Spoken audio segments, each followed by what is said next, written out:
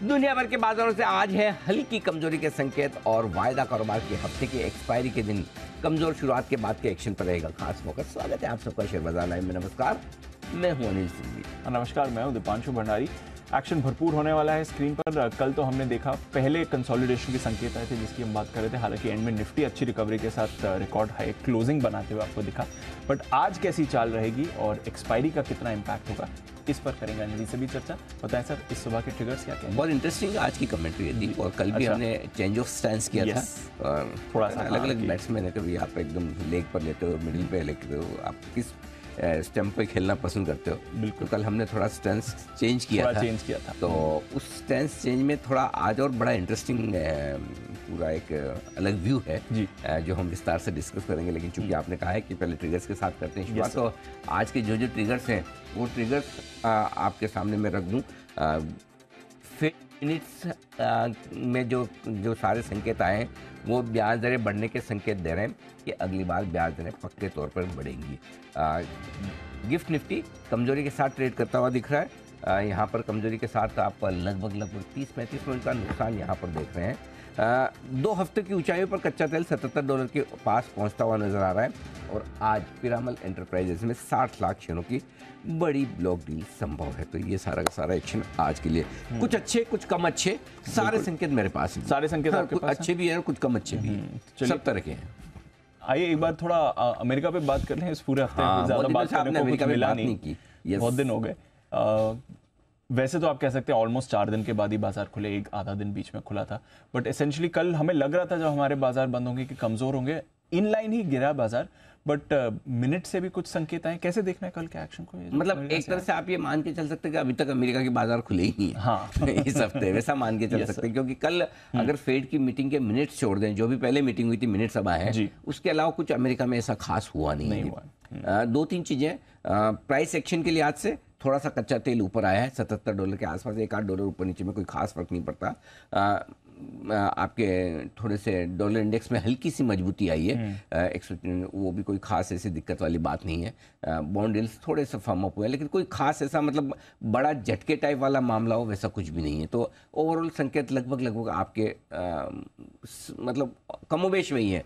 4% के आसपास आपके बॉन्ड यील्ड है, 103-130 के आसपास आपका डॉलर इंडेक्स है। तो हल्का फुल्का सा चेंज है, मतलब थोड़ा सा, कोई इंडाइसेस में ज़्यादा चेंज है। सेम डाउ भी 125 पॉइंट घटकर बंद हुआ जैसे उम्मीद थी। नैस्डैक, S&P वगैरह हल्के हल्के कमजोर हुए। वही अगर कोई नई चीज़ है थोड़ी बहुत तो वो ये कि डाउ फ्यूचर्स भी लाल निशान में 50 पॉइंट नीचे। करेक्ट। बाकी नया कुछ भी नहीं। कल जितनी हम उम्मीद कर रहे थे 3:30 बजे उतनी ही कमजोर हुए, लेकिन आज फिर से हल्की कमजोरी के संकेत। ये तो आंकड़ों के लिहाज से।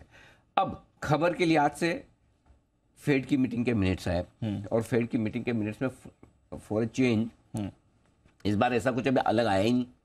सेम टू सेम जो उन्होंने बोला वही लिखा। करेक्ट। नहीं तो कई बार आप सोचते हो कि जो बोला लिखने में कभी कभी कुछ शब्दों का, लाइंस का, अर्थ का थोड़ा फर्क पड़ जाता है। लेकिन इस बार कुछ नहीं। सारे फेड मेंबर कह रहे हैं अगली बार ब्याज दर बढ़ेगी। हमको पता है, हमको पता है, ठीक है, कुछ नया नहीं। हाँ, और बाकी उनके हिसाब से थोड़े धीमेपन के संकेत आ रहे हैं जो हमको पता है कि है नहीं।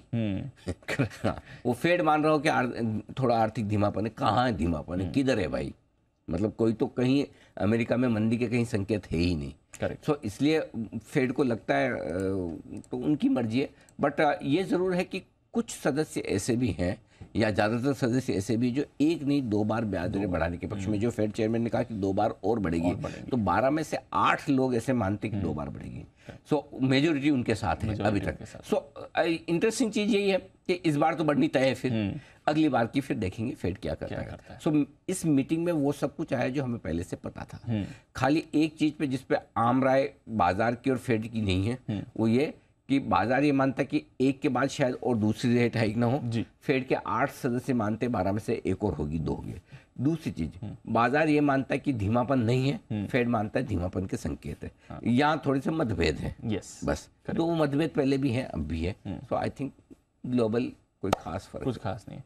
इनकी आई थिंक जो बॉन्ड डील है थोड़ी बढ़ कर है, 2 साल की बॉन्ड डील सर 5% पहुंच रही है और ये 10 साल वाली भी ऑलमोस्ट 3.9 के ऊपर तो चली गई है, 3.95-4%। तो ये थोड़ी सी बढ़ रही है, थोड़ी सी वो बॉन्ड डील्स हमारे यहाँ भी थोड़े से बढ़ रहे हैं, थोड़े जो है, क्योंकि हमारे यहाँ बढ़ने का रीजन अलग है। आई डोंट नो अमेरिका का रीजन मुझे पता नहीं फ्रेंकली, लेकिन हमारे यहाँ बढ़ने का रीजन ये है कि जबकि आरबीआई ने पोज किया हुआ है 2 बार से, तो उसके बाद तो ब्याज दरें बढ़नी नहीं चाहिए। अच्छा, सिस्टम में लिक्विडिटी की भी कमी नहीं है, एक्चुअली देखा जाए तो पैसा भी पर्याप्त है, तो फिर क्यों बढ़ रहे हैं हमारे यहाँ ब्याज दरें मजबूत क्यों? हमारा लाइए 10 साल का मोन 7.35 7.32 के आसपास होना चाहिए। हमारे यहाँ बढ़ने का रीजन दीप है कि कई सारे छोटे मिड साइज प्राइवेट बैंक्स जो बड़े एग्रेसिव होकर पैसा रेज कर रहे हैं मार्केट से, ग्रोथ के लिए उनको पैसा चाहिए, राइट। लोन ग्रोथ स्ट्रांग है जी, डिमांड स्ट्रांग है, और अगर डिमांड स्ट्रांग है तो उसको पूरा करने के लिए उन्हें पैसा जो रेज करना है वो थोड़ा एग्रेसिवली ले रहे हैं। आप देखिए आईडीएफसी जैसे बैंक, यस बैंक जैसे बैंक 7-7.5% पर भी पैसा ले रहे हैं, करेक्ट। सो ऐसी सिचुएशन में जो छोटे बैंक्स हैं वो बहुत एग्रेसिवली बोरो कर रहे हैं, और उसका असर फिर बड़े बैंक्स पे भी थोड़ा तो आता है, करेक्ट। और अभी तक तो क्या है, ग्रोथ के लिए पैसा चाहिए, मिल भी रहा है, थोड़ा ज़्यादा देकर ले भी रहे हैं क्योंकि ग्रोथ है, एंजॉय कर लो। लेकिन ये जब रिवर्सल होता है या जब थोड़ी सी दिक्कत आती है, तब बड़े और छोटे बैंक में फ़र्क आपको नज़र आता है। तो ये एग्रेसिव ग्रोथ है, रिस्क लेकर करने वाली ग्रोथ है, जो कई सारे छोटे बैंक अपना रहे हैं। तिमाही दर तिमाही आप देखिए आईडीएफसी फर्स्ट बैंक 7% ग्रो कर रहा है, कोई मजाक थोड़ी हो, बहुत तगड़ी ग्रोथ है ना। लेकिन वही वाली बात है कि आप कितनी रिस्क लेकर किस लेवल तक और कब तक ग्रो करता है। सो आई थिंक थोड़ी सी ब्याज दरें हमारे यहाँ भी जो मजबूत हुई है उसका कारण यही है। कल तो फिर भी थोड़े घटे हैं, बट अदरवाइज आमतौर पर हमारे यहाँ बॉन्ड यील्ड्स मजबूत जो है ब्याज और आरबीआई के पॉज होने के बावजूद, उसका कारण ये है। सो ओवरऑल अमेरिका ठीक है, कोई दिक्कत नहीं, कोई प्रॉब्लम नहीं है। चलिए बढ़िया, अमेरिका ठीक है, कोई प्रॉब्लम नहीं है। हमारे बाजार वैसे तो ठीक ही मूड में रहे सर, रिकॉर्ड रन रहे। कल हमने जो आप सुबह हम बात भी कर रहे थे कि आपको लग रहा था कि थोड़ा कंसोलिडेशन का मूव आ सकता है, स्टॉक्स पर फोकस करना चाहिए, वैसा ही होते देखा। हालांकि एंड में निफ्टी पर अच्छी रिकवरी थी, बट ये जो कल संकेत आया बाजार का कंसोलिडेशन का, इसको कैसे समझना है सर? उसको समझने के लिए मैं आज की स्ट्रेटेजी आपके सामने पहले रख देता हूं। 4-5 लाइन में आपके लिए लिख के लाया हूँ जी, मुलाहिजा फरमाइए जी। हाँ। तो पहली चीज़ तो ये जो कल हम बात कर रहे थे वही आज भी मेरा पहला सेंटेंस है कि तेजी की रफ्तार थोड़ी धीमी पड़ती हुई दिखेगी। जिस स्पीड से हम बढ़ रहे थे उस स्पीड से नहीं बढ़ेगा। कल आपने उसका पहला संकेत देख लिया। 4 दिन से हमें बहुत तेज भागना था, हमें निफ्टी शॉर्ट नहीं करना था, बैंक निफ्टी शॉर्ट नहीं करना था, तो मैं आपको लगातार बोला था कि शॉर्ट की राय नहीं है। लेकिन कल हमने पहली बार कहा कि अब बढ़ने की रफ्तार धीमी पड़ेगी। आपने कल देखा कि 4 दिनों के बाद कल हाई नहीं बना है ना, और परसों के हाई पार भी नहीं हुए। इसी को रफ्तार धीमा पड़ना बोलते हैं। मंदी नहीं है, बिल्कुल नहीं है, लेकिन तेजी की रफ्तार थोड़ी सी धीमी पड़ रही है, पहली बात। दूसरी बात, बैंक निफ्टी है ना थोड़ा टाइम पास करने के मूड में आ रहा है। इसको न तेजी करनी है न मंदी करनी है, करेक्ट, ठीक है। न बहुत मंदी के मूड में है, मंदी होती नहीं है इस मार्केट में, और तेजी करने के मूड में आ नहीं रहा। सो तेजी की शुरुआत भी बैंक निफ्टी करता है, और थोड़ा टाइम पास या करेक्शन या फिर कंसोलिडेशन का मूड भी बैंक निफ्टी से पहले आता है। 45,650 जो हाई बनाया था इंट्राडे में, वहाँ से आप 500 पॉइंट नीचे है। 44,500 से जहाँ से आपने एक ब्रेकआउट दिया वहाँ से 650 पॉइंट अभी भी ऊपर है, राइट। 500 पॉइंट ऊपर से नीचे, ब्रेकआउट से 650 पॉइंट अभी भी। सो ये 1001 पॉइंट की रेंज जो है जिसके अंदर बैंक निफ्टी थोड़ा टाइम पास करने के मूड में, तो अभी ये ऐसे ही चलेगा थोड़े समय तक। आप ग्रेजुअली फिर ये रेंज जो आ जाएगी नीचे में 44,750, ऊपर में 45,500, 750 पॉइंट की रेंज में बैंक निफ्टी थोड़ा टाइम पास करेगा। तो नया बड़ा मूव बनने के पहले बैंक निफ्टी पे आपको नजर रखनी, ठीक है। निफ्टी अभी भी मजबूत है। अच्छा, निफ्टी में कहीं कोई खराबी, समस्या, दिक्कत, प्रॉब्लम नहीं है, क्योंकि बैंक निफ्टी ठंडा भी होता है तो निफ्टी को बचाने के लिए कभी एफएमसीजी आ जाता है, कभी मेटल आ जाता है, कभी आईटी आता है, कभी फार्मा आता है, कभी सीमेंट आए, कोई आ ही जाएगा, है ना। सो निफ्टी में अभी भी समस्या नहीं। निफ्टी तो देखो ना आप 19,398, ये तो लाइफ टाइम हाई क्लोजिंग है कल जो आपको मिली, लाइफ टाइम हाई क्लोजिंग, तो कहाँ कमजोरी है? सो निफ्टी की तो कहीं कोई दूर तक समस्या है नहीं। अब क्या करना है स्ट्रेटेजी जी? निफ्टी को खरीदना है पहले सपोर्ट लेवल, जो कल अपनी बात हुई थी, वो भी है 100%। निफ्टी पहले सपोर्ट लेवल पे ले लेना, जो ही पहला सपोर्ट मिले ले लेने का। और कहाँ है पहला सपोर्ट? 19,300, 19,340 आज निफ्टी के लिए पहला सपोर्ट लेवल है, वहीं ले लेना है। लेकिन bank Nifty important support level पर लेना है। अच्छा, एक लेवल नीचे, ये असर, ये फर्क है, ये फर्क है। और इसके वो लेवल में बताऊं, उससे पहले सिंपल सी चीज है, खरीदने का मन करे तो पहले निफ्टी खरीदना है, बेचने का मन करे तो पहले बैंक निफ्टी बेचना है। Got it. 2 दिन से आप कह रहे हैं ये, है ना? सो पहली डिप खरीदी जाती है अपनी, पहले परसों भी बात हुई थी ये, और परसों वापस से एकदम लाइफ हाई आपने मार दिया।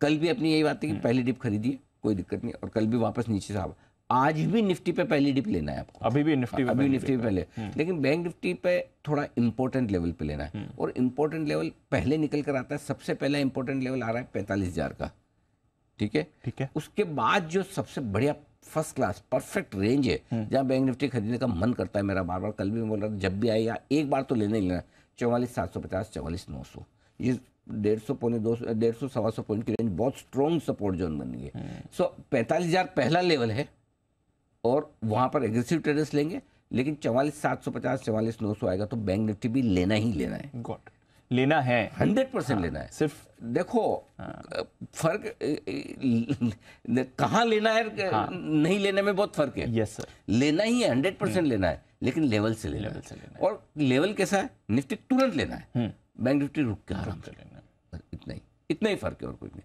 तो ये क्लियर, वो ध्यान रखना है बस, 100%। ठीक है। और देना भी है, हाँ, ऊपर आएगा तो देना भी है।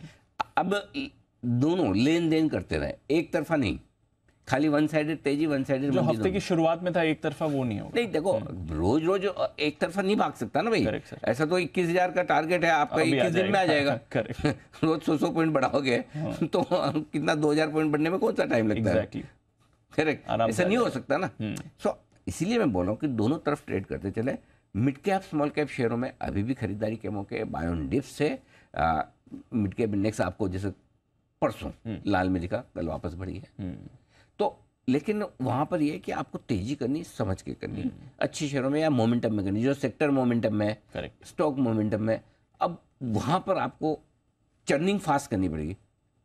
5-10% बना, थैंक यू, चलो निकलो वापस, दूसरा अब क्या नेक्स्ट, है ना? कभी टाइम मिड कैप आईटी का आ गया, कभी सीमेंट का आ गया, कभी डिफेंस का आ गया, कभी रेलवे का आ गया, कभी फर्टिलाइजर।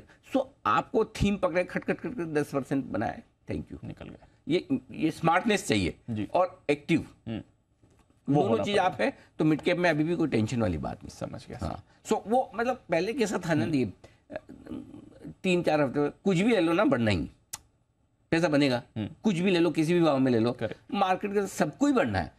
अब वो कुछ भी ले लो और किसी भी भाव ले लो, से जो मेरी पसंद का शेयर है वही लूंगा और मेरे भाव से लूंगा, यही आपको चेंज करना। तो आज आपके सारे सवालों के जवाब मेरे ख्याल से ये 4-5 लाइनों में मैंने पेश कर दिया। स्टॉक्स का एक्शन 100% स्टॉक्स का ही रहेगा, ज्यादा स्टॉक्स पे ही ज्यादा फोकस करना है, स्टॉक्स पे ही ज्यादा। और कल थोड़ा रोटेशन भी हमने आते हुए देखा था, कंजम्पशन स्टॉक्स कल अच्छे एक्शन में आ गए थे, आज कुछ अच्छे अपडेट्स भी आए हैं। टाइप देखो क्या स्टॉक्स में जबरदस्त मूव आई थी।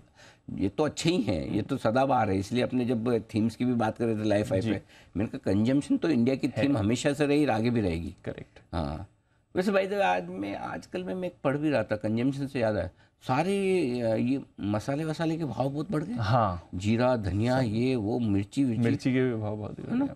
और टमाटर का भाव मालूम है 140 रुपये। मेरा तो हाउस हेल्प है, तो कल शाम को मुझे आके बोला, भैया पता है 140 हो गया। मैंने कहा मैं तो खाता ही नहीं।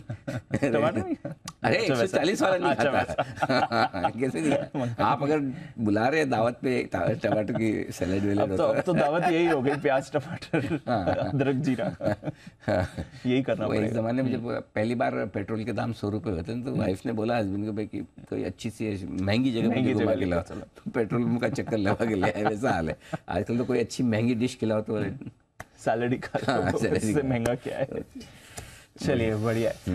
ओके, बताएं सर फिर आज का सेटअप। ग्लोबल संकेत थोड़े नेगेटिव हैं, एफआईएस के संकेत पॉजिटिव हैं, लोकल फंड्स के संकेत नेगेटिव है लेकिन ज्यादा नहीं, थोड़े से छोटे से नेगेटिव है, हल्का सा। और वायदा कारोबार के संकेत न्यूट्रल है, सेंटीमेंट पॉजिटिव है, ट्रेंड पॉजिटिव है। ठीक है।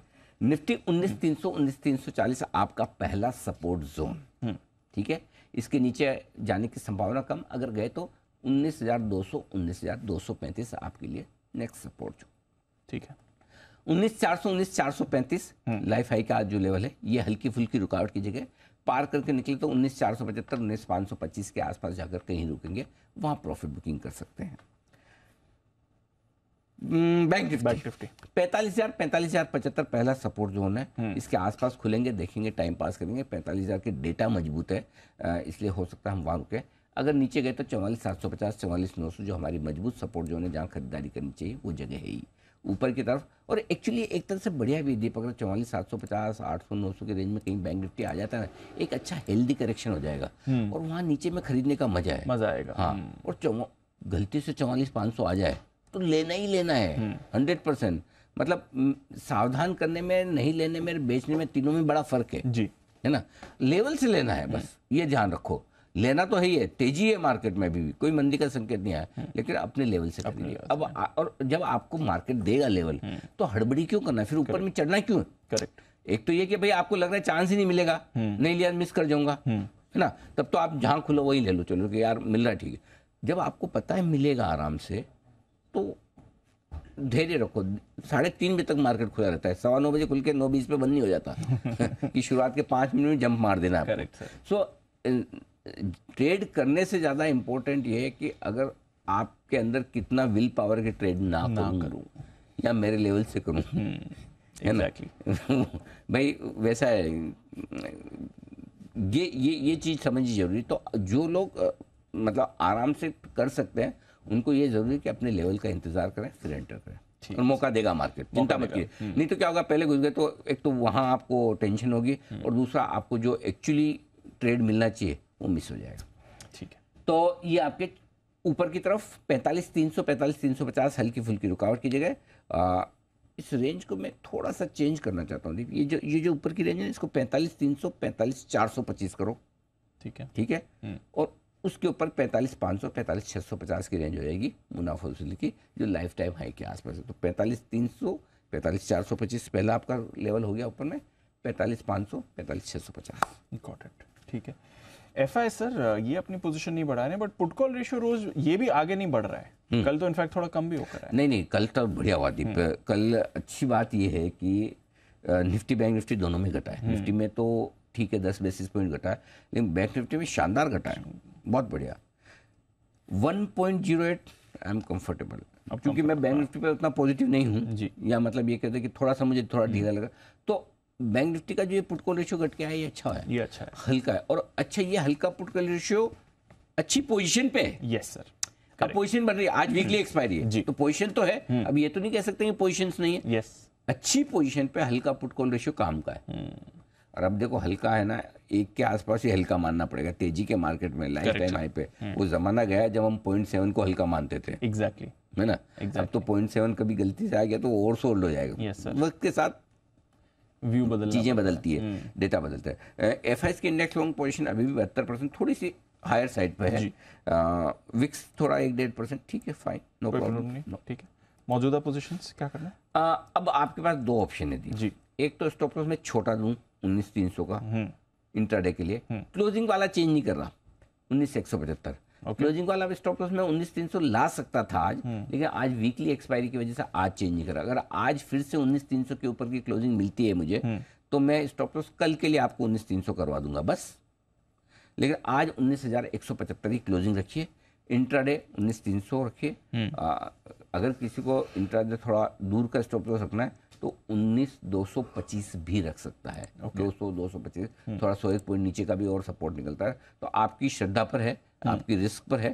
सो स्टॉप लॉस आप वेरी कर सकते हैं। मेरा ये समझना है वीकली वॉलेटिलिटी को देखते हुए, अगर आप प्रॉफिट में है, प्रॉफिट प्रोटेक्ट करने के लिए स्टॉप लॉस रख रहे हैं, छोटा रखिए। अगर आप लॉस में हैं और अगर आप लॉस बड़ा नहीं करना चाहते तो स्टॉप लॉस छोटा रखिए कि भाई वीकली एक्सपायरी के साथ।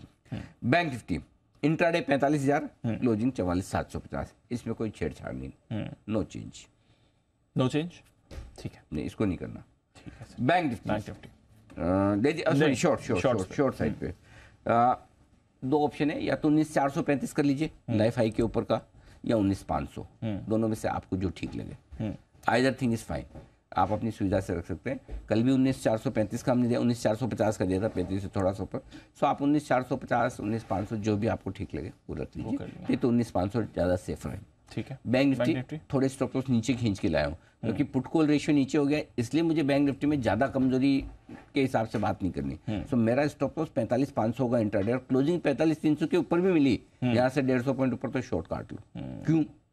क्योंकि 45,301 की जो क्लोजिंग थी परसों की, वो हाईएस्ट क्लोजिंग है। हाईएस्ट क्लोजिंग पे आप अगर बंद हो रहे हैं तो फिर शॉर्ट रहने का क्या सेंस है भाई? इसका मतलब 650 से 45,000 650 पॉइंट का एक करेक्शन बैंक निफ्टी ने दे दिया, ये भी वापस ऊपर जाना चाहता है। वीकली एक्सपायरी खत्म हो गई, और वीकली एक्सपायरी खत्म होने पे 45,300 आप बंद हो रहे तो मंदी क्यों करनी? तो बहुत ज्यादा मंदी में नहीं रहा, मतलब लैंग्वेज आपको सावधानी की रखनी है बैंक निफ्टी में, मंदी की नहीं। मंदी और सावधानी में फर्क है थोड़ा, है ना? ठीक है, ये स्टॉप लॉस आपके लिए। ठीक है, नई पोजीशन से एग्रेसिव ट्रेडर्स निफ्टी बेच सकते हैं 19,500 525 के स्टॉप लॉस के साथ। पहले मैं सोचा कि शायद इतना नीचे ना खुले, अब 40 पॉइंट नीचे दिख रहा है। अगर फ्लैट खुले, थोड़ा ऊपर आए, लाइफ हाई के आसपास 435 के आसपास मिल जाए, 450 के आसपास मिल जाए, तो मतलब 500 तक जहां भी मिले, ओके, इसको बेचना है। 500 तक मजबूत है निफ्टी, फिर भी मैं बेचने की राय दे रहा हूँ।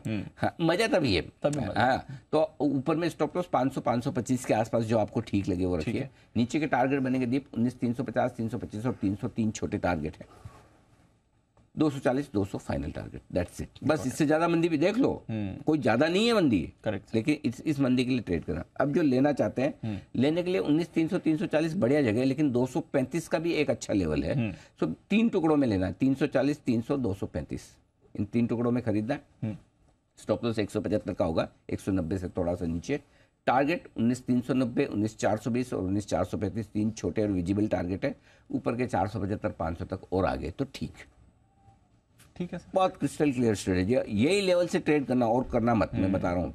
लेवल ध्यान में रखना, लेवल से ही ट्रेड करना। आज ये सोच लीजिए, बिना लेवल के नहीं करो, नहीं मिला तो कोई बात नहीं, जाने दो, मिलेगा। मैं बता रहा हूँ, अगर जिस दिन आपने सोच लिया कि मुझे ट्रेड करने करना, तो आप गलत करोगे। जिस दिन सोच लिया मैं लेवल से ट्रेड करूंगा, नहीं मिलेगा तो कोई बात नहीं, लेवल भी मिलता है और ट्रेड भी अच्छा बनता है, तो आप आराम से लेना। ठीक है सर। बैंक निफ्टी बेचना है आपको 45,300 45,500 की रेंज मिल जाए तो क्या कहना है, 300 350 पे पहला, 400 425 पे दूसरा, 500 के आसपास थोड़ा और।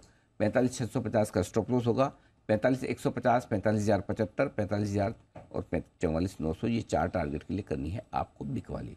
लेकिन अब आपको भी पता है, मुझे भी पता है, जिस तरह से 40 पॉइंट थोड़ा S6 नीचे, कल बैंक निफ्टी थोड़ा ढीला था, हो सकता है ऊपर ना मिले आपको।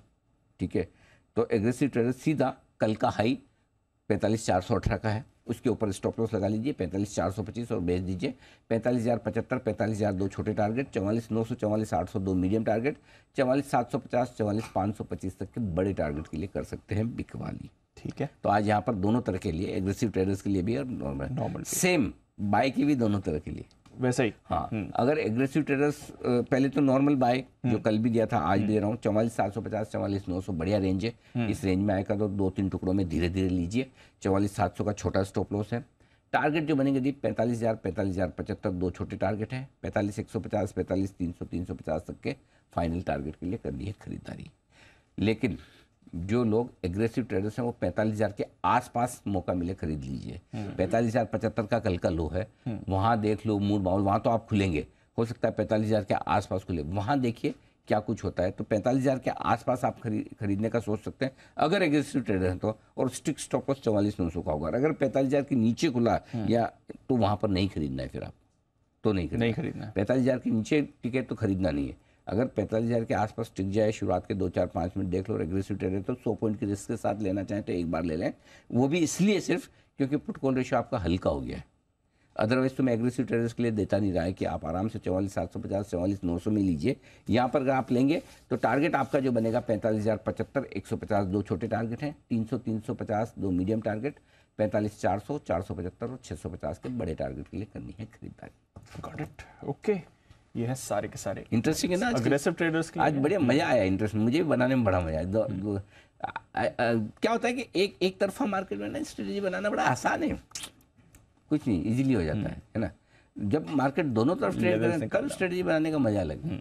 और 2 दिन से तो मार्केट एग्जैक्टली वही कर रहा है, टू द लेवल जो आप कह भी रहे थे कि होने वाला है। चलिए मजा आएगा। आज इंडिया बुल्स हाउसिंग बैन में कोई बदलाव वहां पर नहीं हुआ है। थोड़ा फंड एक्शन की भी बात कर लेते हैं। एफआईज की तरफ से कैश में खरीदारी के आज कल भी अच्छे आंकड़े आए हैं, थोड़ा फ्यूचर्स में भी ठीक ठाक खरीदारी करिए, जरा समझाएं सर। धीमे धीमे आंकड़े छोटे पड़ते जा रहे हैं। 1600 करोड़ की खरीदारी में निफ्टी हरे निशान में बंद हो पाया है। स्टॉक्स में सिर्फ 87 करोड़ की, यानी कि कम फ्लो में भी काम चल रहा है। सप्लाई ड्राई हो रही है जी। अब आप ये कह सकते हैं खरीदारी कम हो रही हो सकता है सप्लाई नहीं तो कोई खरीदना भी चाहे तो कहाँ से खरीदे, या फिर जो बेचने वाला वो किसी चीज़ का इंतजार कर रहा है, या तो वीकनेस का या और उछाल का है। शायद इस लेवल पर जितना बेचना था बेच दिए, अब मार्केट और ख़राब होगा तो बेचने का बढ़ाएंगे या फिर बढ़ के ऊपर आने दो। सो आई थिंक बायर और सेलर दोनों थोड़े वेट एंड वॉच वाले मूड में दिख रहे हैं। लोकल फंड ने 440 करोड़ की बिकवाली की, छोटी सी है। 462 करोड़ के इंडेक्स फ्यूचर्स में खरीदारी ठीक ठाक है। सो आई थिंक डेटा ठीक है। एफएनओ डेटा इंटरेस्टिंग है। 19,400 पे आप बंद हुए, यही मेक और ब्रेक लेवल है। 19,400 के पुट पर 88 लाख शेयर है, कॉल्स में 1 करोड़ 14 लाख शेयर। सो 19,400 के ऊपर आप जैसे ट्रेड करना शुरू करेंगे तो थोड़ा तेजी का मोड और बढ़ाइए। 19,400 के नीचे तो हल्के फुल्के सावधान है। सपोर्ट इमीडिएटली 19,300 पर आपके लिए मजबूत है, 1.25 करोड़ शेयर है। सो असली कमजोरी तो तभी शुरू होगी जब आप 19,300 के नीचे ट्रेड करना शुरू करें। कल का लो 19,340, परसों का लो 19,300, इसके नीचे जाएंगे तो कमजोर है, जाने की संभावना कम है क्योंकि 1.25 crore share highest open interest वहां पर सपोर्ट देके बैठा है। ऊपर में 19,500, 1 करोड़ 32 लाख शेयरों का high open interest almost highest है। सो आपके लिए बहुत क्लियर, नीचे 19,300, ऊपर 19,500, 19,400 में एक और ब्रेक लेवल एकदम परफेक्ट, नंबर्स बढ़िया निकल कर आ रहे हैं। ठीक है।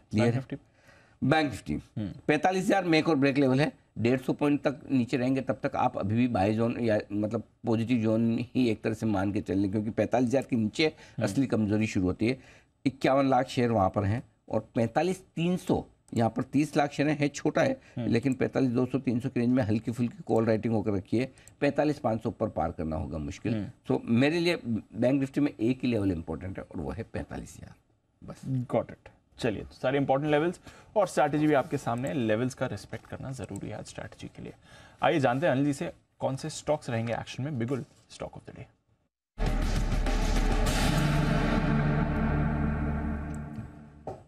बताएं सर। पिरामल एंटरप्राइजेस, इसके फ्यूचर्स में खरीदारी करने की राय है। आज ब्लॉक डील होने की बात भी कही जा रही है। 60 लाख शेयरों का ब्लॉक हो सकता है, तो जहां ब्लॉक डील हो जाए, मोस्टली अगर होगी तो शायद एफआई विंडो में प्री मार्केट ही हो जाएगी। तो ब्लॉक डील जहां हो उस प्राइस के आसपास जहां भी जैसा मौका मिले वहां खरीदारी करने की कोशिश करिएगा आप। क्यों पिरामल एंटरप्राइजेस लेना चाहिए उसका मैं एक दो कारण बताना चाहता हूँ। दीप, एक तो सबसे बड़ी बात है कंपनी के पास अच्छा खासा कैश अभी आ गया है, जो इन्होंने स्टेक श्रीराम फाइनेंस में बेची है। बिल्कुल। उसके बाद से इनके पास बड़ा भारी भरकम कैश है। अब इस कैश से 2-3 चीज़ें इनको बड़ा फायदा होगी। एक तो ये जो इनको ग्रोथ कैपिटल चाहिए वो मिल रही है। दूसरा, उसके बाद जो जितना चाहिए उससे ज़्यादा पैसा है, तो ये ज़्यादा पैसा या तो शेयर होल्डर्स में वापस बांट दें, ये डिविडेंड के तौर पर या बायबैक के तौर पर। दूसरा ऑप्शन वो है। आई थिंक सर पहला टारगेट शायद हमें रिवाइज करना पड़ेगा। नहीं करूंगा, मैं बताऊंगा। मैं नहीं करूंगा, डिप पे लेना है। हाँ, इसीलिए तो बोल रहा हूँ 2% डिस्काउंट पे बात होगी ना। हाँ, तो फिर उसके बाद हाँ डिस्काउंट पे जहाँ होती है वहाँ लेना है। हाँ बिल्कुल, आपने ऑब्जर्व सही किया। हाँ, लेकिन इसीलिए कैविएट ले लें, डिस्काउंट डिस्काउंट पर डील होगी तो वहाँ खरीदना है ना। अब कैश इनके पास कैश भारी भरकम है, तो कैश एक तो ये कि बिजनेस में ग्रोथ कैपिटल के तौर पर काम आएगा। दूसरा, इनका कैश या तो बायबैक करे या डिविडेंड दे। और तीसरा एक और इंटरेस्टिंग चीज जो हो सकती है वो ये कि कुछ एक्विजिशन कर सकते हैं। राइट, आजकल बड़ी एनबीएफसी सारी बिकने के लिए तैयार बैठी हैं या मर्ज होने के लिए तैयार बैठी हैं बड़े बैंक के साथ में। सो आई थिंक एक आध कोई अच्छा एक्विजिशन भी कर सकते हैं। सो आई थिंक थोड़ी देर इंतजार करेंगे, कोई ढंग का एक्विजिशन मिला तो ठीक, नहीं मिला तो शायद शेयर होल्डर्स में बांटेंगे पैसा। सो बैलेंस शीट मजबूत हो रही है उस हिसाब से। दूसरी चीज जो है, काफी कुछ ये अपनी एसेट्स भी बेच रहे हैं आजकल। रोज आपको सुनने में आता है कि जो एसेट्स मुश्किल वाली है निकालो, खत्म करो। तो बैलेंस शीट क्लीन अप हो चुका है पिछले 3-4 क्वार्टर में, और प्राइस टू बुक पे 1 से नीचे पे ट्रेड कर रहा है। तो one of the cheapest NBFC है। और वजह साफ है, इतनी बड़ी एनबीएफसी होने के बावजूद, पिरामल ग्रुप का होने के बावजूद, पिछले 3-4 क्वार्टर में अगर सबसे खराब प्रदर्शन किसी एक एनबीएफसी ने किया, ये 2 महीने छोड़ दे, तो मतलब इससे खराब कोई रहा ही नहीं स्टॉक एनबीएफसी में। क्योंकि लोगों ने मतलब उम्मीदें है ना वो टूट गई कांच की तरह एकदम, यार इससे तो कभी उम्मीद नहीं। लेकिन तभी आपके लिए स्टॉक है, तो अगर थोड़ा बहुत ये कुछ ठीक ठाक कर ले तो ये स्टॉक 1200-1300 जाने को वापस तैयार हो सकता है। अच्छा, अच्छा। हाँ, तो इसीलिए मैं यहाँ पर पॉजिटिव हूँ। तो अगर ब्लॉक डील जैसे बता रहे हैं 2% डिस्काउंट है, 2% डिस्काउंट मतलब क्या, 935 के आसपास। अगर 930-35 कहीं भी जहाँ ब्लॉक डील होती है वहाँ मिल जाए तो आप ले लीजिए। 913 का इसलिए स्टॉप लॉस दूर का रखा है। टारगेट 950, 965, 980 के बनेंगे, ये आपके लिए positional target PEL। Got it sir, ठीक है। कोई आइडियल रेंज खरीदने की? 935 के नीचे जो भी भाव मिल जाए, 935 के आसपास नीचे जो भी मिल जाए, 30 मिल जाए, 25 मिल जाए, 35 मिल जाए, टुकड़ों में गिर ले लीजिए। Got it. और जो भी ले, ये सोच के मत लीजिए मेरा आज का बिक जाए तो यू मस्ट बी हैप्पी, लेकिन ब्लॉक डील होने के बाद लेना है, ये ध्यान में रखिए। थोड़ा पोजिशनल व्यू ले सकते हैं। ओके सर, चलिए ये है आपके लिए आज का स्टॉक ऑफ द डे भी पीरामल एंटरप्राइजेज। आइए चलते हैं अब हमारी टीम के पास जाने के लिए आज की खबरें और साथ ही ब्रोकरेज रिपोर्ट्स भी। कुशल, अरमान और आशीष हैं तैयार। कुशल, मॉर्निंग, बताइए क्या कह रहे हैं triggers of? Morning Deep, triggers के लिए आज पहली तिमाही के नतीजे शुरू हो जाएंगे, जिसमें कैश स्पेस से जीएम ब्रेवरीज ये अपने नंबर्स डिक्लेयर करने वाली है। साथ ही वित्त मंत्री निर्मला सीतारमण जी आज पब्लिक सेक्टर बैंक्स के चीफ से मुलाकात करेंगी, उनकी जो फाइनेंशियल परफॉर्मेंस है उसको रिव्यू करने के लिए। बीएससी का आज बोर्ड बैठक होने वाली है, शेयर बायबैक प्रस्ताव पर ये चर्चा करते हुए दिखेंगे। साथ ही अदानी ग्रीन एनर्जी यहाँ पर पूंजी जुटाने के प्रस्ताव पर कंपनी विचार करती हुई दिखेगी। सेनको गोल्ड का IPO भी आज बंद हो जाएगा, तो यहां पर फोकस रखिए। और जो डे 2 अपडेट है वो भी मैं बता देता हूं। 2.7 टाइम्स अब तक ये कुल सब्सक्राइब हुआ है। रिटेल इमिशको पार्टिसिपेशन लगभग 3.7 टाइम्स हुआ है। S&P इंडेक्स में बदलाव है, जिसके अंतर्गत HDFC और HDFC बैंक के मर्जर के चलते 13 जुलाई से ये इफेक्टिव हो जाएगा, जिसमें BSE सेंसेक्स में यहाँ पर HDFC लिमिटेड हटेगा और JSW स्टील ऐड होता हुआ दिखेगा। बिजनेस अपडेट है मैरिको का पहली तिमाही का। यहाँ पर ये कह रहे हैं कि जो डिमांड है यहाँ पर सेक्टर की स्टेबल है। साथ ही जो कंसो आय है वो लो सिंगल डिजिट में की गिरावट है यहाँ पर, और ऑपरेटिंग मार्जिन बढ़ने के चलते जो प्रॉफिट ग्रोथ है वो डबल डिजिट में रहने का अनुमान है। घरेलू वॉल्यूम में लो सिंगल डिजिट ग्रोथ ये एक्सपेक्ट करके चल रहे हैं, और अंतर्राष्ट्रीय कारोबार में भी जो CC ग्रोथ है वो हाई सिंगल डिजिट में रह सकता है। और एक और अपडेट है उज्जीवन स्मॉल फाइनेंस बैंक को लेकर, जिसमें 30 जून तक यहाँ पर कुल डिपॉजिट 44% बढ़ते हुए दिखे हैं 26,655 करोड़ पर। साथ ही ग्रॉस लोन बुक में भी 31% की बढ़त रही है। हालांकि कासा रेशियो 27.9% से घटकर 24.6% हुआ है सालाना आधार पर। ओके, तो ये है आपके लिए उज्जीवन SCV का अपडेट और बाकी जितने भी अपडेट्स आ रहे हैं। अरमान, मॉर्निंग, बताएं आप कौन सी खबरें लेकर आए हैं? जी गुड मॉर्निंग। सबसे खबरों में नज़ारा टेक और मोबाइल, डाल्टा कॉप आपको यहाँ पर याद न रखना है, क्योंकि बिजनेस की एक्सक्लूसिव खबर में GST काउंसलिंग मीटिंग का जो एजेंडा है, जिसमें अगर आप बात करें 11 जुलाई को जो GST काउंसलिंग की अहम बैठक है, उसमें GST अगर आप देखें ऑनलाइन गेमिंग पर चर्चा होगी। इसमें आप कसिनो, हॉर्स रेसिंग पर GST समेत कई सारे अहम मुद्दे हैं जहाँ पर आपको चर्चा होती हुई दिखेगी। पीरामल एंटरप्राइजेज, यहाँ पर पीरामल एंटरप्राइजेज में आज ब्लॉक डील संभव है। लगभग अब 60 लाख शेयरों की जो है ब्लॉक डील संभव होगी, वो मौजूदा भाव जो है उससे 2% डिस्काउंट पर होने वाली है। टाटा पावर, यहाँ पर कंपनी को स्मार्ट मीटरिंग प्रोजेक्ट के इम्प्लीमेंट करने के लिए लगभग 1740 करोड़ के आसपास का जो है कंपनी को ऑर्डर मिला है, और प्रोजेक्ट की जो अवधि है वो 10 साल है। और अगर आप देखें तो यहाँ पर जो रायपुर क्षेत्र है छत्तीसगढ़ का, वहाँ पर लगभग 18.6 लाख मीटर जो है स्थापित और उसका रखरखाव करने के लिए इनको ऑर्डर मिलता हुआ दिखा है। केस इंटरनेशनल, इनको भी एक ऑर्डर मिला है, जिसमें अगर आप बात करें, इनको अलग अलग सेगमेंट्स में कुछ ऑर्डर्स मिले, जिसमें अगर कुल वैल्यू अगर आप देखें तो लगभग 1000 करोड़ के आसपास की ऑर्डर है। और उसमें ऑर्डर में आप रेलवे, सिविल, ट्रांसमिशन और डिस्ट्रीब्यूशन और केबल जैसे कई कारोबार है जिसके लिए इनको ऑर्डर मिलता हुआ दिखा है। RPP इंफ्रा, यहाँ पर कंपनी को लगभग 290 करोड़ का ऑर्डर मिला है। 3 लेन एडिशनल फ्लाईओवर या फिर ब्यूटिफिकेशन ऑफ जो रिस्टोरेशन है या वाटर सप्लाई के लिए, इन सब के लिए इनको ऑर्डर मिलता हुआ दिखा है। हिंदुस्तान जिंक, 8 जुलाई को अंतरिम डिविडेंड पर विचार के लिए बोर्ड बैठक होगी, और अगर वहाँ पर डिविडेंड की घोषणा की जाती है तो रिकॉर्ड डेट जो होगी उसकी 15 जुलाई होगी। और अंत में बॉम्बे डाइंग, यहाँ पर कंपनी सेंट्रल मुंबई की ज़मीन जो है वो 5000 करोड़ में बेचेगी। यहाँ पर ये रिपोर्ट्स आती हुई देखी। ओके, तो ये है आपके लिए कुछ और इम्पोर्टेंट एक्शन जो हो रहा है बॉम्बे डाइंग के लिए। बड़ी खबर है, देखते हैं। रिपोर्ट सोर्स बेस्ड है, तो देखते हैं अक्सर में अगर ऐसा होता है कि नहीं। कुशल, और भी कुछ खबरें आपके पास? बिल्कुल दीप, खबरों में DCB बैंक भी आज फोकस में रहने वाला है, क्योंकि RBI ने टाटा एसेट मैनेजमेंट को कंपनी में 7.5% तक हिस्सेदारी खरीदने के लिए मंजूरी दे दी है। अब अभी मौजूदा हिस्सेदारी देखेंगे तो टाटा म्यूचुअल फंड की करीबन 4.95% है। बैंक्स और साथ ही SBI कार्ड्स ये सब फोकस में रहने वाले हैं, क्योंकि RBI का डेबिट, क्रेडिट और साथ ही प्रीपेड कार्ड इशू करने पर ड्राफ्ट सर्कुलर जारी हो गया है, जिसके अंतर्गत ये जितने भी कार्ड्स इशू होंगे किसी खास नेटवर्क के लिए जारी ना हो, ऐसा सर्कुलर में कहा गया है। और इन कार्ड्स के सबको सभी नेटवर्क में इस्तेमाल करने की सुविधा हो, यानी कि वीज़ा, मास्टरकार्ड, कोई भी नेटवर्क हो, यहाँ पर ये इस्तेमाल करने की सुविधा होनी चाहिए। कार्ड नेटवर्क इंफ्रास्ट्रक्चर बनाने पर अब ये फोकस कर रहे हैं। साथ ही हैट्सन एग्रो प्रोडक्ट्स यहाँ पर फोकस करिए। 135 करोड़ में विंड मिल डिवीजन इन्होंने स्लम सेल बेसिस पर बेचा है, तो अच्छी डील ये होती हुई दिख रही है। साथ ही सोम डिस्टिलरीज 8 जुलाई को फंड जुटाने पर कंपनी बोर्ड बैठक करेगी।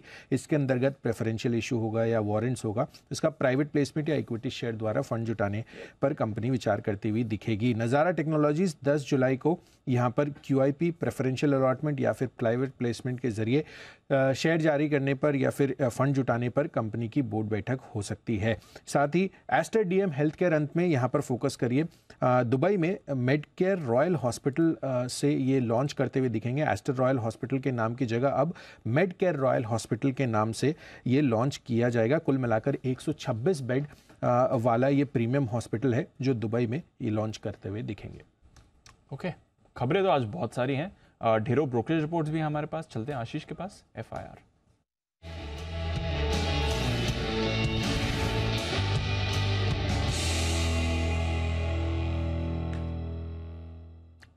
मॉर्निंग आशीष, पहले टॉप रिपोर्ट्स के बारे में बताइए। Good morning Deepanshu. सबसे पहले देखिए मारुति फोकस में रहेगा, कल 10,000 का आंकड़ा भी टच किया। मॉर्गन स्टैनली की तरफ से रिपोर्ट है, ओवरवेट की रेटिंग को बरकरार रखा है। 11,164 रुपये का टारगेट दिया, 9,992 रुपये पर कल की क्लोजिंग हुई है। और खास बात ये मान रहे कि इन्वेक्टो के लॉन्च से अगर आप देखें तो प्रीमियम MPV सेगमेंट में पूरी तरीके से एंट्री हो गई है और अभी शुरू हुई है बुकिंग्स और 6,200 बुकिंग ऑलरेडी इन्हें मिल चुकी हैं। नॉमिरा न्यूट्रल किराए दे रहे हैं 9,660 रुपये के लक्ष्य के लिए। बजाज ऑटो एक और ऑटो स्टॉक है जो रडार पर रहना चाहिए। यहाँ पर भी अगर आप देखें तो ट्रायम्फ मोटर्स के साथ जो करार किया इसके बाद लग रहा है कि FY 24-25 तक करीब 60,000 से 1,20,000 यूनिट की बिक्री देखने को मिल सकती है। इंटरेस्टिंग पॉइंट हाईलाइट किया मॉर्गन स्टैनली की रिपोर्ट में, जहां पर इन्होंने कहा कि जो ट्रायम्फ का लॉन्च हुआ है इससे स्टॉक के प्राइस में 466 रुपये का इजाफा आपको देखने को मिल सकता है। तो 4,890 रुपये का भाव चल रहा है, 5,063 रुपये का ये टारगेट दे रहे हैं। सबसे ज़्यादा बुलिश नजर आ रहे हैं बजाज ऑटो पर जेफरीज, जिन्होंने 5,500 का लक्ष्य दिया है, लेकिन सिटी अपने व्यू को बदलने के लिए तैयार नहीं है। अभी भी 4,000 रुपये का टारगेट दे रहे हैं। स्टॉक ऑलरेडी 4,890 रुपये पर चल रहा है। रिपोर्ट्स में और कमेंट्री अगर मैं पढ़ूं तो सब पॉजिटिव ही मान रहे हैं इस नए लॉन्च को, लेकिन क्योंकि लगातार प्रीमियम बाइक्स में लॉन्च हो रहे हैं इसके चलते आयशर मोटर का जो है कंपटीशन इंटेंसिफाई हो रहा है। यहाँ पर मॉर्गन स्टैनली ने इक्वल वेट की रेटिंग दी है और लक्ष्य में अगर आप देखें तो थोड़ी सी कटौती कर दी है, 3,553 से घटाकर 3,510 कर दिया है। 3,310 की क्लोजिंग है। ओके, ये तो रही टॉप रिपोर्ट्स। और कौन सी रिपोर्ट्स हैं आशीष? दीपांशु, गोदरेज कंज्यूमर यहाँ पर अगर आप देखें तो कल बाजार के दौरान क्वार्टरली अपडेट आया था। मॉर्गन स्टैनली की तरफ से रिपोर्ट है, ओवरवेट की रेटिंग को बरकरार रखा है। 1,099 रुपये के लक्ष्य लिए 1,097 की कल की क्लोजिंग है, बिल्कुल करंट मार्केट प्राइस का टारगेट दिया है। लेकिन मान रहे कि पहली तिमाही में अगर आप देखें तो ग्रोथ थोड़ी सी इंप्रूव यहाँ पर होती हुई नजर आई है और वॉल्यूम ग्रोथ के लिहाज से भी देखें तो ठीक ठाक है। सिटी खरीदारी की राय दे रहे 1175 का टारगेट दिया है और HSBC ने भी खरीदारी की राय दी और लक्ष्य 1180 से बढ़ाकर 1250 कर दिया है। BPCL JP मॉर्गन न्यूट्रल की रेटिंग को बरकरार रखे हुए हैं, लक्ष्य 350 से बढ़ाकर 400, 387 की क्लोजिंग है। HPCL पर ओवरवेट है, लक्ष्य 285 से बढ़ाकर 330 कर दिया, 291 की क्लोजिंग।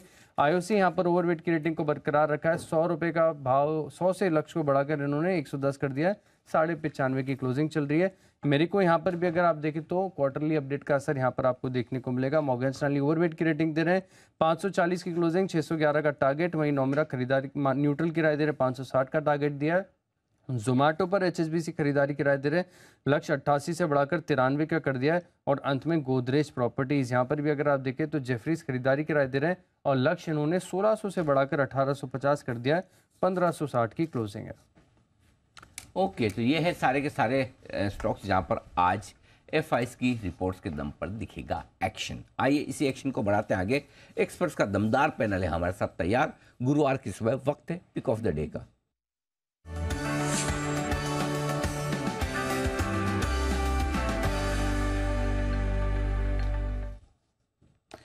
क्योंकि आज हिमांशु जी सबसे पहले आए हैं तो शुरुआत हम उनके साथ कर रहे हैं, लेकिन जल्दी जल्दी में हिमांशु जी भूल गए कि आज शुक्रवार नहीं गुरुवार। हिमांशु जी आज मतलब कुछ गड़बड़ हो गई कैलकुलेशन में? शुक्रवार सभी को। अनिल जी, वाला टाइम थर्सडे को था कि बिना टाई के चलता था, तो मैं उसी इंप्रेशन में कंटिन्यू करता। वो तो बंसल जी ने कब से बंद करवा दिया, वो तो लॉकडाउन के जमाने में था 3 साल उसके बाद तो बंसल जी का रूल आया, आपको पता नहीं। देखो कहाँ मतलब एक तरफ देखो दो एकदम स्मार्ट, बिल्कुल देश का नेतृत्व करने के लिए तैयार कुणाल और राकेश पूरे जैकेट वैकेट कोऑर्डिनेट करके आए हाँ वो बंडी में, और कहाँ एकदम पूरे दुनिया भर के एफआईएस को ज्ञान देने के लिए सेठी साहब, और आप थोड़ा सा मुझे शर्ट में दिखे तो मैंने कहा फ्राइडे वाला आज हाँ, एक बार मुझे भी फ्राइडे वाली फीलिंग आई। तो चलो आज थर्सडे ही है, थोड़ा कैलकुलेशन गड़बड़ हो गई। सुप्रभात हिमांशु जी, बताएं sir pick of the day. Anil ji बस पिक ऑफ द डे ले लीजिए और मुझे 2 मिनट का ब्रेक दीजिए, मैं आपको जी सर फरमाए। खरीदारी करनी है एक्साइड इंडस्ट्रीज में। बहुत ही जबरदस्त स्ट्रेंथ इस चार्ट में देखने को मिल रही है, अच्छी तेजी ऑलरेडी देखने को मिली है, और मुझे लगता है कि जिस तरह का हाल में ही स्टॉक में ब्रेकआउट 2 दिनों पहले देखने को मिला है, ये मोमेंटम इस स्टॉक को फर्दर अपसाइड और ले जाता हुआ नजर आ सकता है। तो 246 रुपए के आसपास का कल का क्लोज है।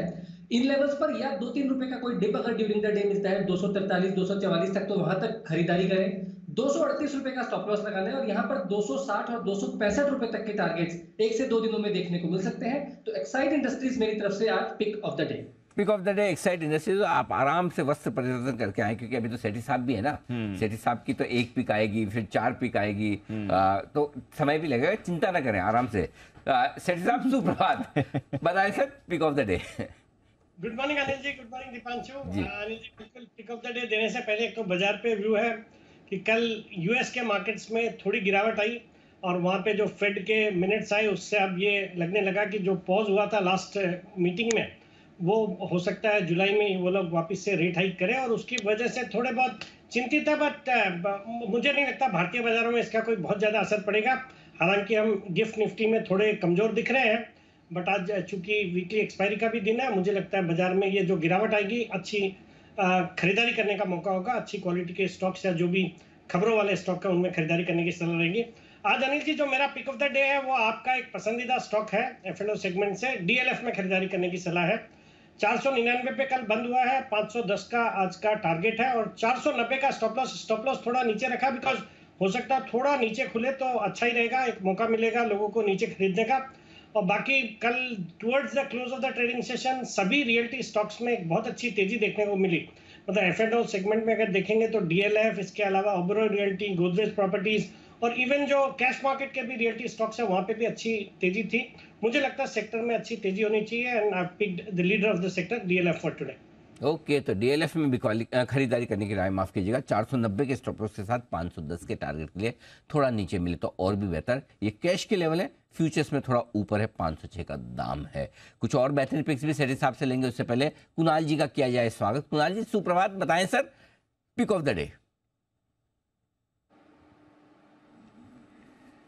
सुप्रभात अनिल जी, सुप्रभात दीपांशु। अनिल जी खरीदारी की राय है, और खरीदना है इंडियन ऑयल यानी कि IOC, HPCL, BPCL और IOC, तीनों के चार्ट मजबूत हैं। IOC में एक फ्रेश ब्रेकआउट कल के ट्रेड में देखने को मिला, और मुझे लगता है अनिल जी ये स्टॉक वापस से 107 108 के लेवल्स दिखाएगा, तो इन स्तरों पर बाय करके चलने की मेरी राय है।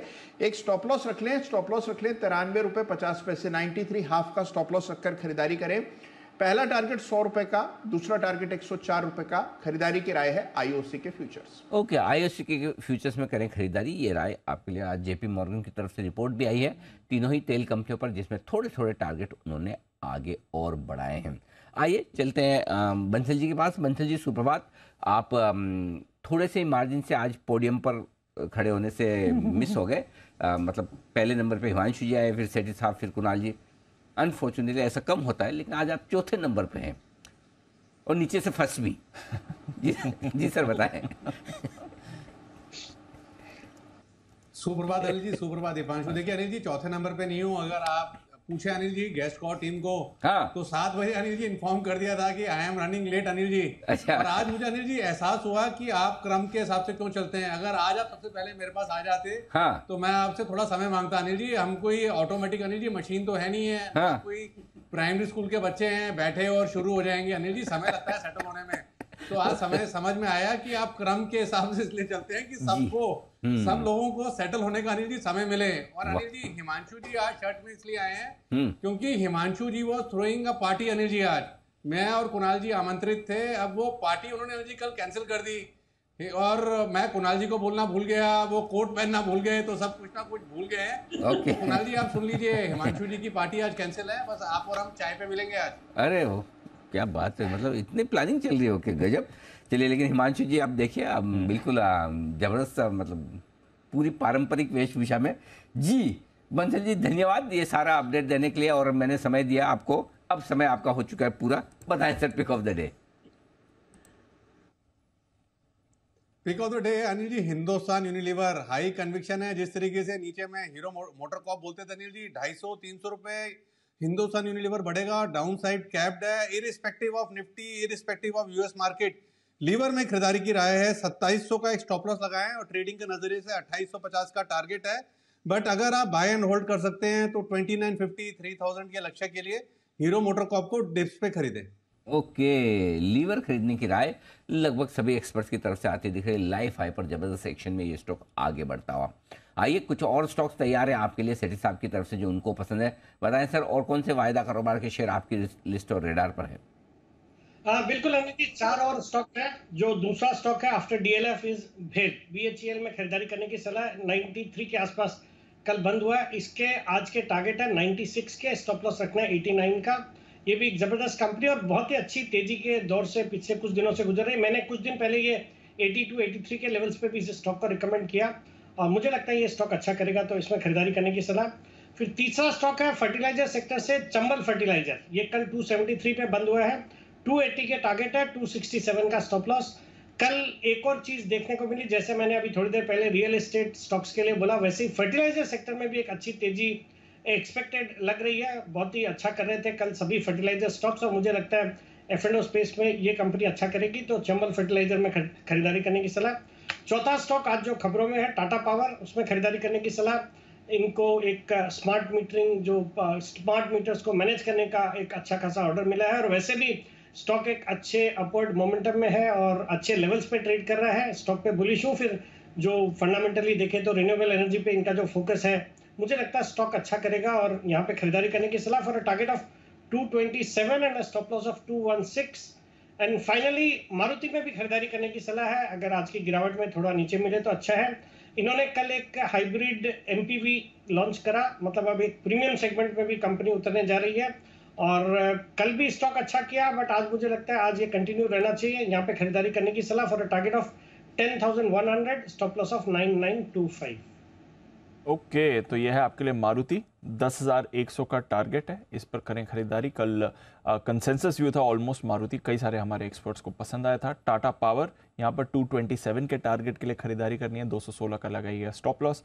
इसके अलावा चंबल फर्टिलाइजर और बीएचईएल यहाँ पर भी रखनी है आपको नज़र। चंबल में 280 का टारगेट होगा, 267 का स्टॉप लॉस। और बीएचईएल तो हमने देखा था कल बड़े मोमेंटम में आया भी था, जो जी के साथ इनका टरबाइन वाला करार है उसको इन्होंने आगे बढ़ाया है। तो ये सारे काउंटर्स हैं जिन पर आपको रखनी नज़र, एक्शन आ सकता है। कुछ और भी स्टॉक्स हैं जहां पर आपको मूव आती हुई दिख सकती है। टाटा पावर तो ऑफकोर्स ऑर्डर विन के दम पर आपको अच्छी तेज़ी आज दिखाते हुए दिख ही सकता है, बट खबरों के लिहाज से आज काफ़ी इंपॉर्टेंट दिन है बाजार में। मैरिको की तरफ से बिजनेस अपडेट आया था और अच्छा अपडेट इनकी तरफ से माना जा रहा है। डिमांड अच्छी रही है, थोड़ा खाद्य तेल के प्राइसेस बढ़ने से सफोला पर प्रेशर आया, बट अदरवाइज मार्जिन्स के लिहाज से थोड़े बेहतर आधार हो रहे हैं जहां तक एफएमसीजी का सवाल है। सेठी साहब, एफएमसीजी पर क्या व्यू है और ये जो मैरिको का अपडेट आया था इसे कैसे देखना है, क्योंकि कल एफएमसीजी सेक्टर के लीडर्स अच्छी मूव दिखा रहे थे, आज बंसल जी ने एचयूएल पर फॉलो ऑन बाइंग की राय दी है, क्या व्यू है सर? नहीं, बिल्कुल दीपांशु, सेक्टर बहुत ही अच्छे दौर से गुजर रहा है और अभी भी अच्छी तेजी लगती है इस सेक्टर में और मैरिको के जो अपडेट्स हैं डेफिनेटली अच्छे हैं। हालांकि कल ये स्टॉक भी चला है और यहाँ से भी अच्छे अपसाइड रहेंगे। मुझे लगता है ये पूरा सेक्टर बिल्कुल रडार पे रहना चाहिए और मीडियम से लंबी अवधि के लिहाज से तो बिल्कुल निवेशित रहना चाहिए। आईटीसी को देखिए, आईटीसी भी लाइफ टाइम हाई पे है, फिर एचयूएल बहुत अच्छा कर रहा है और बाकी भी जो स्टॉक्स है, even Marico is doing well. मुझे लगता है बिल्कुल बने रहना चाहिए और कोई गिरावट आती है, अच्छी खासी गिरावट पे इसको खरीदारी करने की भी सलाह रहेगी। तो नजर रखिए एफएमसीजी और एफएमसीजी जगत जैसे एचयूएल आज फिर से आपको एक्शन दिखा सकते हैं। आईटीसी में कल मूव आई थी तो ये भी आज आपको फॉलो ऑन एक्शन दिखा सकता है। उज्जीवन स्मॉल फाइनेंस बैंक, इनकी तरफ से भी अपडेट आया है। कुल डिपॉजिट्स 44% बढ़े हैं, लोन बुक 31% बढ़कर आई है, डिसबर्समेंट्स 22% बढ़े हैं। तो अच्छा एक्शन रहा है, अच्छा अपडेट इनकी तरफ से भी है। फाइनेंशियल की तरफ से वैसे परफॉर्मेंस अच्छी रही है। कुणाल जी, उज्जीवन स्मॉल फाइनेंस बैंक, इस पर जरा राय दें। कल 40.5 के लेवल पर क्लोज हुआ था। देखिए, एक अच्छा ब्रेकआउट आता हुआ कल के ट्रेड में दिखाई पड़ा। दीपांशु, स्टॉक ने 38 रुपए के आसपास एक हर्डल थी, उसको पार किया, 40 के ऊपर की बंदी दी। तो मुझे लगता है कि यहाँ पर 46 तक का मार्ग प्रशस्त हो गया है, तो 46 के लेवल्स देखने को मिलेंगे। और इसके अलावा उज्जीवन जो फाइनेंशियल सर्विसेज है उसके चार्ट पर भी ब्रेकआउट है। तो मुझे लगता है कि उज्जीवन स्मॉल फाइनेंस बैंक बिल्कुल बाय करके चलना चाहिए, जिनके पास पोजीशन है 46 का लक्ष्य है। टारगेट के लिए उज्जीवन स्मॉल फाइनेंस बैंक में करें खरीदारी, ये राय आपके लिए आती हुई इस वक्त कुणाल जी की तरफ से। आइए सुमित जी भी हमारे साथ जुड़ चुके हैं। सुमित जी, सुप्रभात, बताएं sir pick of the day. Good morning Anil ji, good morning Anil ji. Pick of the day के तौर पे आईओसी को सिलेक्ट करना चाहिए।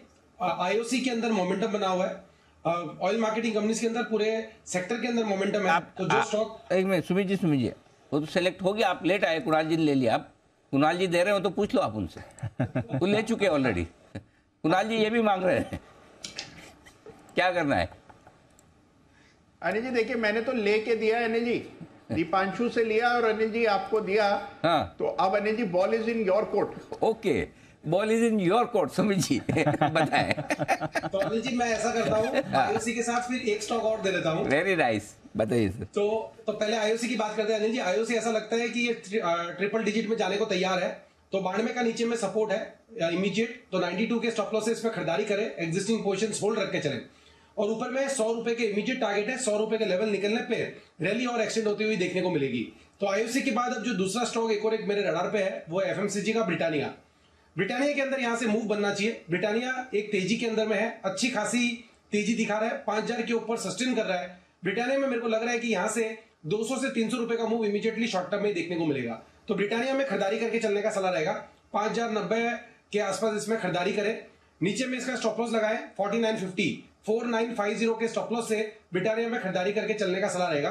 ऊपर में जो टारगेट देखने को मिल सकते हैं 5300, 5350, ये लेवल्स ऊपर में जल्दी शॉर्ट टर्म में देखने को मिल सकते हैं। तो जिन्होंने ले रखा है वो लोग होल्ड कर सकते हैं, फ्रेश खरीदारी डिप में कर सकते हैं। ओके, तो ये है ब्रिटानिया में खरीदारी करने की राय। और आज बॉम्बे डाइंग ग्रुप के शेयर थोड़े एक्शन में रह भी सकते हैं, क्योंकि खबरें चल रही कि बॉम्बे डाइंग अपना 5000 करोड़ का लैंड पार्सल बेचने की तैयारी में। कंपनी का मार्केट कैप 2500 करोड़ अब होता नहीं होता, कई बार ऐसी खबरें आती है। करेक्ट सर, कई बार सुनने को भी मिलता है, पता नहीं। बड़ा पार्सल है सर, अगर हो बड़ा पार्सल है सेंट्रल बॉम्बे में इनके पास। वैसे लैंड तो इनके पास बहुत लैंड तो बॉम्बे डाइंग मिल वाली लैंड पड़ी है ना, तो इसलिए वो लैंड तो ही है। अब वो कई बार, हर बार तेजी के टाइम में, मतलब लाइफ टाइम हाई के आसपास खबर आ जाती है। हाँ। बात ये भी सही है। ये है। अब बीबीटीसी, बॉम्बे डाइंग, ब्रिटानिया, जरा सेठी साहब से भी राय लिया। सेठी साहब कुछ सुना आपने या नहीं सुना? तो जब हमने सुनाया उस पर ही आप कुछ टिप्पणी करना चाहेंगे? नहीं, बिल्कुल खबरें ऐसे चल रही है कि उनका एक लैंड पार्सल है जो लोअर पेल के आसपास, और वहाँ पे ये 5000 करोड़ रुपए में किसी जापानीज इन्वेस्टर से बातचीत चल रही है। और वहाँ पे अगर वो डील मटेरियलाइज होती है तो डेफिनेटली बड़ा पॉजिटिव होगा। इनकी लिक्विडिटी की काफ़ी दिक्कतें हैं ग्रुप को। और कल भी ये स्टॉक बहुत अच्छा किया, और आज चूंकि ये खबरें चल रही है, मुझे लगता है आज भी ये स्टॉक सुर्खियों में रहेगा। प्लस इनकी जो ग्रुप कंपनीज है, जैसे आपने सही बताया, ब्रिटानिया है, बीबीटीसी है, उनमें भी एक पॉजिटिव ट्रैक्शन देखने को मिलना चाहिए। और मुझे लगता है इस तरह के जब डील होती है, तो हमने देखा रेमंड में कैसे एक री रेटिंग हो गई पूरे स्टॉक की, पूरे ग्रुप की। फिर आपके even Century Textiles did well. तो ये इसी तरह की कंपनी है जिनके अच्छे लैंड पार्सल है, और अगर वो मोनेटाइज कर पाते हैं तो डेफिनेटली बड़ा पॉजिटिव है। परफेक्ट, ये है आपके लिए राय। आइए बंसल जी की भी कुछ एक विशेष टिप्पणी इस पर ली जाए। बंसल जी बताएं सर।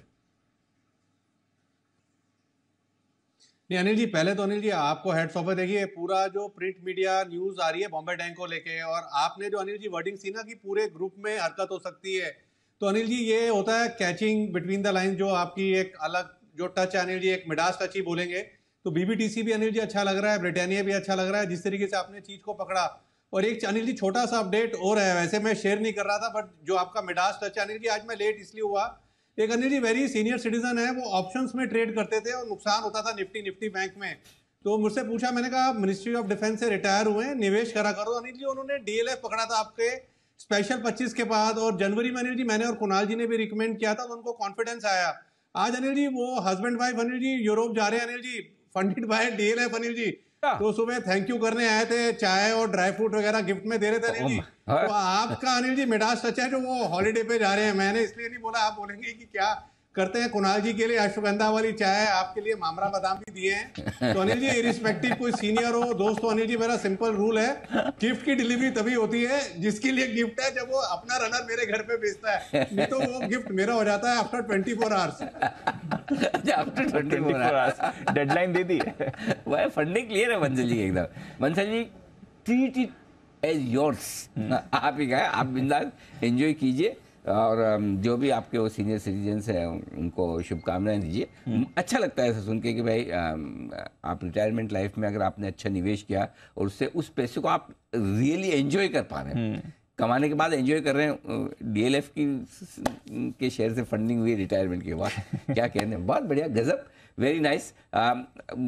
ये मैं वीडियो एक बार इसको सोशल मीडिया पे डालूंगा, हमारे दर्शकों को मैं एक बार जरा ये कहना चाहता हूँ, उस पर आप भी कमेंट कीजिएगा।